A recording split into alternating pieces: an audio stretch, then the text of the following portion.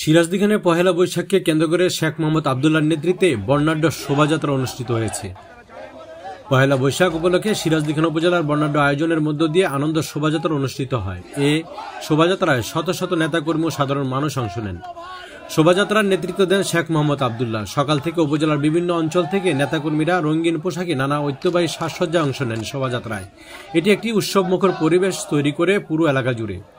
শোভাযাত্রাটি উপজেলার গুরুত্বপূর্ণ সড়ক প্রদক্ষিণ করে এবং পথচারীদের মাঝেও পহেলা বৈশাখের আনন্দ ছড়িয়ে দেয়। পরে স্থানীয় মাঠে এক সংক্ষিপ্ত সমাবেশ শেখ মোহাম্মদ আবদুল্লাহ নববর্ষের শুভেচ্ছা জানিয়ে বলেন, বাঙালির সংস্কৃতি ঐতিহ্য রক্ষায় এমন আয়োজন অত্যন্ত গুরুত্বপূর্ণ। আমরা চাই সিরাজদিখান উন্নয়ন ও ঐক্যে এগিয়ে থাক। তিনি আরও বলেন, শুধু উৎসব নয়, এই বৈশাখ হোক সাম্প্রদায়িক সম্প্রীতির প্রতীক, হোক মানুষের মধ্যে ভালোবাসা ও মানবতার বন্ধন দৃঢ় করার মাধ্যম।